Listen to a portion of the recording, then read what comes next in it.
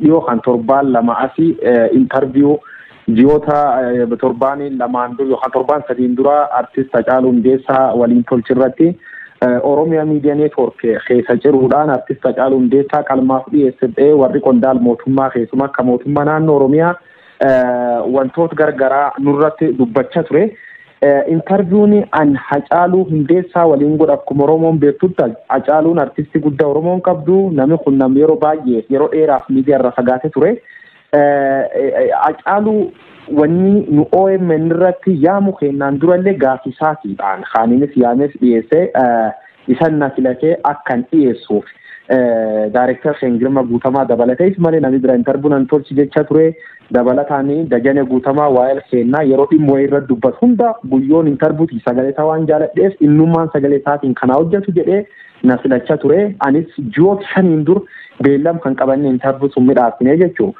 Yoo interview tan goonutti Hacaaluu waliin naannoo sa'aatii tokkoof wayi haasofne sun jechuun jalqaba irratti istuudiyoo keessa taa'u kaameraa beeku godhu dabri sirboota affeeruu dabalatee rindendensi yookaan deddeebii adda adda dabalatee sa'aatii tokkoof wayi waraaban. Seer miidiyaa kamillee keessatti gaazexeessaan tokko yookaan ogeessi miidiyaa tokko wantoota waraaban hunda dhiyeessu jechuun hin danda'amu. Yoo sun taate gaazexeessummaan iyyuu hin jirtu jechuudha jedhamtu fayyuu dabarsu. Hojiin gaazexeessummaa yaadi namoota akka bilisaan ibsataniif carraa kennuufi. Kan jechuun namichi sun sa'aatii 2 yoo ati yeroo qabaatti yoo inni aayidiyaa dubbatu qabaate sa'aatii 2 dubbachuu danda'a jechuudha. Achi keessa sa'aatii tokko kan daqiiqa 30 ka barbaade taanaan dabri air time si kennan yookaan carraan atiin sagalee sun ittiin dubbattu yookaan ispeesiin si kennan daqiiqa 30 yookaan sa'aatii tokko taanaan 30 sun fayyadamuu dandeettaa jechuudha. Sagantaa kiyya keessummaa Oromiyaa Miidiyaa Neetwoork yookaan kan maqaan isaa jijjiirame dhaddachi dubbii jijjiiram kana sa'aatiin Oromiyaa Miidiyaa Neetwoork naaf eeyyame daqiiqa 35 akka dansa ilaala armatti namoota dubbis yeroo baay'ee namoota siyaasaa Oromoo keessaa gahee guddaa qabanii qondaaltota mootummaatii namoota akka artist Hacaaluu Hundeessaa uummata bira jaalatamanii jechuudha. Kanaaf yeroo baay'ee waayiloota kennallee wannan itti walitti bu'aa tureni sa'aatii dabalataa akka inaata adoonaan eeyyamne sa'aatii hata turanii jechuun yaadi namoota dabruu qabu jedhee waan amanuuf yaadi uummati Oromoo beekuu qabu yaadi ilaalchi nam sunitti irratti ibsu qabu dabruu qabu jedhee waan amanuufi yeroo duudii tarkiyyaanii deddeebimne walitti dubbachaa ture. Gaafiif deebii Hacaaluu Hundeessaa waliin goon keessatti kaasaaniif deebanii dubbachaa turanii shaneeni najjeesuu fi jedhee waan inni dubbatu keessa baasanii qalma dhiyeessanii jedhe. Anini waan sun dhaga'e naan imbooye beektaan imbooye an artist Hacaaluu Hundeessaa gan baay'eef wal beekaa amansiisa ifaa waa'ee amansiisa isaa yeroo BBC hojjedha amansiisa gul wal baranne baay'ee wal dhiyaannaa dhimma dhuunfaa obboleessaa waan waliin taphanni hin qabnu bir Finfinnee kan kee waliin maraa oolla. Hacaaluu Hundeessaa jechi isa hayni keessa kutan jedhsuni ani akka gaazexeessa tokkootti gaazexeessaanii yoo sa'aatii tokko namichi haasa'e wanni ati barbaadde daqiiqa 30 yoo taate wanti uumati dhaga'u barbaadu yookaan wanti uumati walitti fida wanni jajjaboo uumati nu target goon of course uumati Oromoo wanni uumati Oromoo Hacaaluu irra dhaga'u barbaadu maal jedhe akka gaazexeessa tokkootti intalee ilaalchi uumati Oromoo consider godheettiin filadhaa jechuudha. Halammeessoo jechoota inni armaan dur yookaan waan inni armaan dur fayyadamee hin dubbatini carra kenneetii akka wanti sun dubbatamtu tolchuu jechuudha. Kun hojii lamaffaa. Inni sadeessoo fi inni biraa waan artistiin yookaan artist Hacaaluu ta'uu danda'a keessummaan kisuuni osoo hin beekin namni miidiyaa dur taa'ee dogongoraan jecha afaanii ba'uu danda'a. An akka seerii gaazexeessummaa eeyyamu baatus itiks fi mooralii gaazexeessummaa kee kun hin jira. Namichi jechaan dubbatu sun namiidhuu danda'a yookaan afaanii dogongoraan na ba'e keessa naa baasennaani keessaa baasaa ture. Sun Oromiyaa Miidiyaa Neetwoork illee hin beekuu jechuudha. Seerii gaazexeessummaa waan baradheef hin beekaa. Kanaafuu Hacaaluu Hundeessaa qofa don ta'e interview Abba Duula Gammadaa waliin tolche. Interview Abba Nagaa Jaarraa waliin tolche. Interview Abba Kamaal Galchuu waliin tolche. Interview Abba Baqqalee Garbaa waliin tolche. Interview artist Hacaaluu Hundeessaa waliin tolche dabalatee waan inni waan namoonni sun dogongoraan dubbadhu yookaan wanni sun naan taane keessa naa baasan keessa baasaa ture jechuudha. Hacaaluun interviewin kun godhamtee eegi gargar baaneen duuba wal argine iddoo tan keessa joo wanna kana baate iddoo tan akkas baate ha inni naaba'uu qabdi jedhani no fakkeenyaaf fuula inni ani namin baratini beekumsallee guddoon qab jersuni diqqoof xiqqeessa dhena gaafate no waca akkasii miti uumatu fi duratti beekumsi xiqqaa qabachuun kabaja sabsuuniif qaban agarsiisu waan taateef anummaan itti amansiisee wanneedha bakki inni keessa naafaaf jedhe bakka muraasa tokko hajjama nalleeni keessa baasee jira jechuudha. Ani daqiiqaa sa'aatii tokko sun keessa daqiiqaan naa kennan 35 interview Hacaaluu naannoo daqiiqaa 50 faanaalaayiz godhe ediitar xiyyaa kennee jechuudha. Daqiiqa lamaan ediitar xiyyaa qaburtees ediitar waan ta'eef daqiiqa lama ediitaris ilaalee waan keessa baas qabaa jechuudha. Fakkeenyaaf ani jecha minni yeroo baay'ee haleellaan gargaran irra godhamee jira. Namootni yeroo baay'ee bilbilanii warniingi naa kennanii waan akkasii hajertuuni sababa keessa baateef keessa gaafiti yoo ilaaltan taate qaamni haleella sirra raawwachuuf si sodaachisuun qaama kam jedhee qulqulleeffadhe gaafadhe jira. Akkuma interview irraa uummati Oromoo uummati biitana galgal kan ilaalee qulqulleeffates artista Hacaaluu Hundeessaa shaneen na haleelee hin jenne. Namoota interview ilaalan hunduu ragaa ba'uu danda'a. Maqaa shaneen dhoo. Qaamni haleeleen namoonni Wallaggaa qeellan Wallagga naannoo suni bilbilanii natti himanii jedhe. Waan sun ammoo wanni dhiiseeti armaan dura Hacaaluu Hundeessaa interview Dajanee Guutamaa waliin tolchirra gad ba'ee akkasumas interview BBC Afaan Oromoo waliin tolchirratti namootni hisa aleelu yookaan yeroo gargaraatti dhibbarraan dhaqqabu soda nageenya qabaachuu dubbatee ture jechuudha. Yeroo lamaffaaf miidiyaa kan gubbaa dhiyaateef yaadii haaraan gargara kan inni dubbatu waan jiruuf sa'aatii qabuun wal qixxa ilaalee sodaan nageenya Hacaaluu sodaan deddeebiin dubbate dhuga sun ammoo uummata Oromoo durallee hin beeku. Kanaafuu waan dubbataa dhala sirriin deebis jedhee ilaalchisee galchee sun akka gaazexeessa tokkootti gaazexeessa tokkootiin keessa baasee ture jechuudha. Adoonni sila shaneen na doorsise dha dabarsu because garee wayii ayyuu maqaa dha'ee jechuudha. Kunini haaliyaan keessa baaseen sun fakkaata. Haalii ammoo itti dhiyeessanii keessa ciccira maani tolchan jedhan anna ajaa'ibam gizereetu. Ani of course monitoring goone war monitor gor keessa dogongorin beeku OBN guutuma guutuutti daqiiqa 22 akkas dabarse interview guutuu haidhaan. EBC'n translation nam lamaan hojjechaa daqiiqa 29 dabarse. Nu ammoo daqiiqa 47 dabarsine interview Hacaaluu ciramee jedhanii akkuma waan obboleessi kennirra dabyaanneetti wanni akkasii haasa'uuni cubbuu waaqii jibbee jechuudha. Kunini guutuma guutuutti hojiitii keessallee hojjadheen beeku hojiitii uummata Oromoo bal'aa beeka. An dhuga Oromoo mul'isuuf nam Oromoo wabaana. Yoonni nam dabatee nam cubbuu ta'eyyuu waan dhibidhiisi ilmi nama miidhuuf gaazexeessummaa keessatti hojjatu.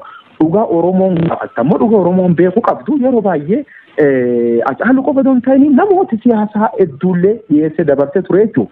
Interviiwaaf taa'ee danda'a waliin qaabachuu dandeessanii biiroo waajjira keenyatti waldoolee guutuun waadaa interview godhuun dura waadaa galeessi jira. Interviewtiin waan tokko keessaan baasne waadaa naa galii naan jedhe. Aduun mari'atiin waadaa sii galee jira. Interviewta akkuma inni jiru dabarsine jechuudha. Interviiwaaf Kamaal walii galchuu waliin goon irratti waan wayii keessanarra muramee jedhee dubbatee jira. Kamaal galchuu editoraalii keenya ilaalle akkuma ibsanii waan minilleen ibsatti wanti sunini dhiibba wayii garee siyaasaa ta'uu danda'a namoota dhuunfaa akkasumas saba jidduutti rakkoo uumuu danda'a jedhanii waan yaadanii fi editorial garee manaajimentii waliin teelle murteessina jirraa jechuudha waan an qophatti murteessuu miti garuu ammas deebisanii waan nun hojjetiin hojjedhanii maqaa nam tureessuun anas hojii an hin beeku kan sirriitti ittiin hojjedhe uummataa fi agumniti jedhamee obboleessa keenyaatti wal qabsiisanii olooliin irra deemsise tootaalii aamilee tiyyaallee daameeji godhe jira biyyi kanirrallee abdii qabu guutuma guutuutti na keessa balleessee jira jechuudha. Oduu laalam gizee baay'ee atin beektaa wanni sagantaan tokko daqiiqa 35 qof godhamee fi daqiiqa 35 eegi ga'een booda daqiiqa 15tiif at least oduun deemuu qabaa jechuudha. Saatiin oduu walirra kaanii waan deemaniif everything order godhamee waan deemamuuf saatiin oduutiif sagantaan akka walirra hin buunee fi kunini OMN murteeffate. Anammoo artistiin kunini artistii jajjabaa turee nu bira dhufee wanti inni haasa'es waan bareedduu waan paartii tokko callaa doon ta'ini Hacaaluun achi keessatti nam hunda sirreessee qeeqee sirreessee dhugaa jirtu hatti fakkaatu dubbate kanaafuu waan uummata keenya itti fayyadaa deemu guutuma guutuu dabarsinee jechuudha. Sun katolchi nam dhumirrayyuu as kalaalti taate naaf Hacaaluun sirbaan xumuranne sirbisaa jirra jedhu sun gubbaatti jechuudha. Saatiin waan hin ga'inii fi diitarii murteessee sirba kennuu hin dandeenyu saatiin oduu walirra buusedhanii kaan sinarra tolchanii jechuudha. Garuu yaadii Hacaaluu Hundeessaan fakkeenyaaf jechoota inni soda nageenya armaan dur qabanii maqsu yookaan fakkeenya fudhanneellee kadabarsin taate saatii qabnu waliin gitu waan wayii abbisuu qabaa jechuudha waan important kan armaan dur hin dubbatin. Kanaaf akka gaazexeessa tokkootti waan jira madaalee moral ethics jiretti gara akkasitti filanne malee how comes akkam nu garee siyaasaan fakkeenyaaf shaneetti namiir jedhani ani qulqulleeffadhe namoota akkas naan jedhan jennaan qaamni siin jebsu neennu jedhee qulqulleeffadhe jedhe yoo inni shaneta yoo inni tirata yoo inni shabaab ta'e uummatatti himnaa jechuun sun garuu qaama kanaa wanna caaluun jedhin jirtu wanni ammoo miidiyaa mootummaa jecha turu wanni abbootiin allangaa jecha turan shaneen na sodaachisa jedhu dabarsanii nyaachisanii jedhanii waan rabbiin jirtu nurratti odeessaa turan jechuudha. Uumati ammoo art interview EBC gubbaat dabar ta faana gubbaat dabar ta OBN gubbaat dabarteef ta OMN original duraan dabarteef deebisee dabar wal birqabe laalee uumat sammuu qabu waan ta'eef addaan baafataa jedhee yaada dhugaan ammoo rabbi bir jirti rabbiilleen dhugaan beeka kanaafuu dhugaa irratti shakkiin qabu interview sunini akkum dabreeni naaf haqeeni eegi interview goonees interviewin duras yeroo baay'ee wal argina.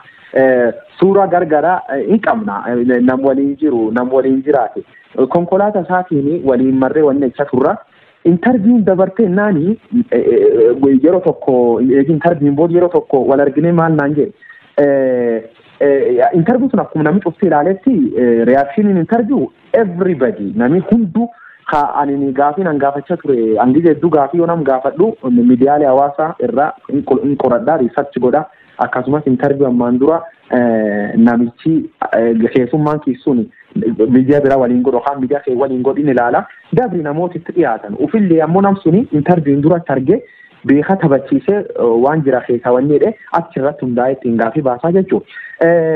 Qeerroo jirtuu jettaa amma ammoo feerroo bittuu jettaa jedhanii uummata duratti akka inni konfidensiidhaaf godhaniidha. Waan gaafii suniitiin farranya walitti qabsiisa wanni sun ragaa online jiru ha access ta'e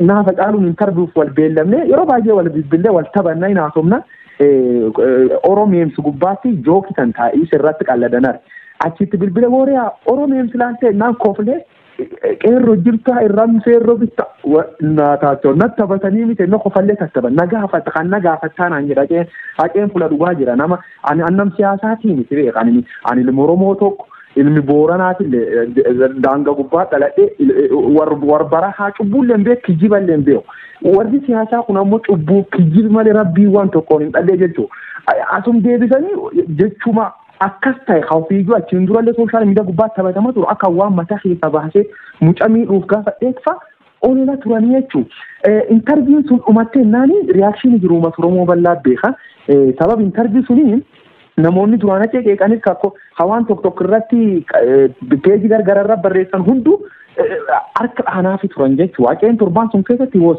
top anilleen interview tolchisuunii fi akka jajjabaa gammadee bakka waan bareeddu tolchee namni kun nam qarayyuu dhugaan maltee fi akka olool irratti oofan hin beekan wal dhiyeennaan waan waliin beennuuf dhugaa isaa hin beeka warra dhugaan beennu hubachiisuu kiyyaa waan jajjabduu jedhee fedhe yaadaa akka gaazexeessaatti haqinni uummata Oromoo bira qabu waan mul'isu na fakkaataa jechuudha.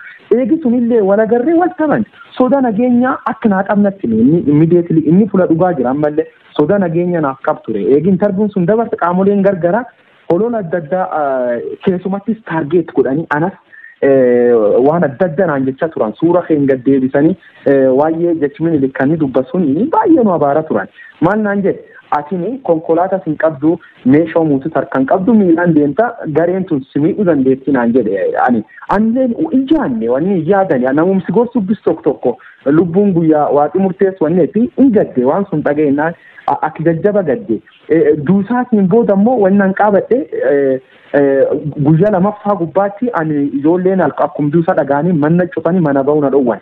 Ijoolleen birkana kun ijoolleen magaalaa Finfinnee kun baangaa maanii guurrattee olla keen keessatti iyya ooltee jechuudha. Sakuuritii nageenya kiyyaatii wal qabatee sodaadhee daa'im tokko hagannaa tokko qaba jaartitii waliin olla fira tokkotti yeroof baqadhee achi ture jechuudha.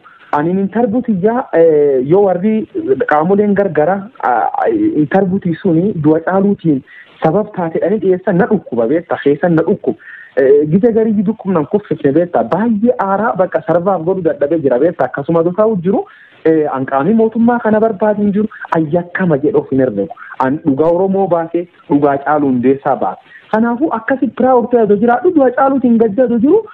Holooliin irra banam haani na kana qabu kalees galgala magaal nageellee Boorana maatiin ta'een hunduu baay'inaan achi jiranii halkan keessa naannoo sa'aatii 7 raayyaan ittis biyya magaal nageellee Boorana faamilii ta'een maatii ta'een man nam 7 akkan guutuu sakattaa bulee ijoollee ta'een faamilii ta'een keessaa nam 5 wayaa goofaree ta'an yookaan cimbileedhaniin kan fuulatti maranii rasaa ta'an yookaan shugguxiin sossodaachisaa kaambii waraanaa dhaqan ukkaamsanii jechuudha. Maaliif nuudhanii jennaan guyyoo waariyoo asitti dhossitanii jedhan ayyakkamata jechuudha. Dhugaa uummata waan dubbanneef dhugaa Hacaaluu Hundeessaa waan baafneef nu yakkama nu godhanii maatiin keenya sababa kee shororkaa jirti jechuudha.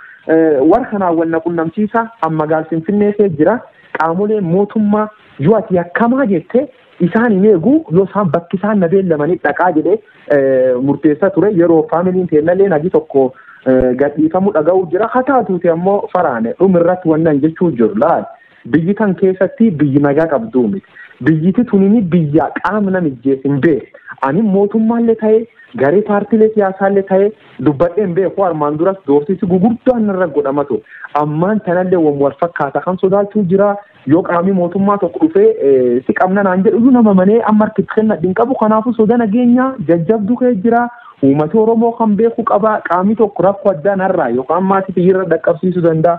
Kanaafuu hojii hojjateef wanni uummata Oromoo baruu qabu borganam yoo na ijjeessan anini soda nageenya jajjabdurra jira. Kanaafuu bakki itti dhokatu ammaaf atilis bakki itti dhokatu fal'aa'uu jira. Qaama nageenya irraan baqadhu qaamni nageenya na barbaannaan bakka kamittu argama bakka kamittu akka dhugaa qabin beeka haqina bira jira. Haqi dabullee silaaftuu waggaa 100 booda waan naagaluu fi haqattamaniin deemu. Garuu gareen gargara waan na sodaachisa turtee fi carraa kanatti fayyadamtee miidhaan irraan ga'uu dandeetti. Kan uummata Oromoo beeku qaba. Isanii miidiyaa Oromiyaa miidiyaa neetwoork gareen teennallee beeku qabdu warri mootummaa biibulchullee beeku qaba. Mootummaan lubbuuti eeguuf lubbuu maatii eeguuf anini lamii biyya kana waan ta'eef itti gaafatamu waan qabuuf lubbuuti ibsuu qabaa jedhaanii tan dhaamsanaa dabarsan. Hundi caalaa amma irra deebi'anii maal naan jedhanii warri makkalaakiyaan warri maatii teennaa qabee achitti ukkaamsuuni naani deemtar kennachuu qabdaa naan jedhan namni yoo balleessa qabaate yoo namni ijjeesee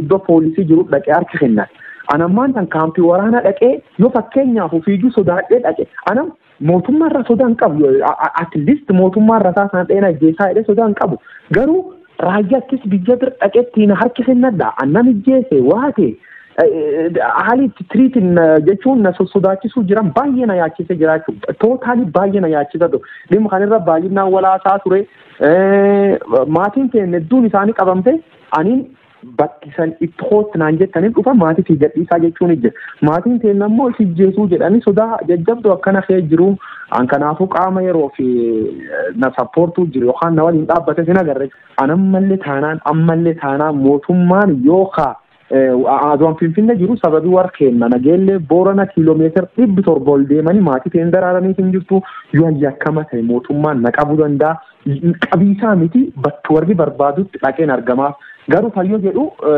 qaama mootummaa jedhee qaamni tokko dhufee rakkoon irraan gahe maal what is my guarantee sodaa akkana kan qaba sodaa jajjabduu akkana kee jira jechuudha clearly faraata.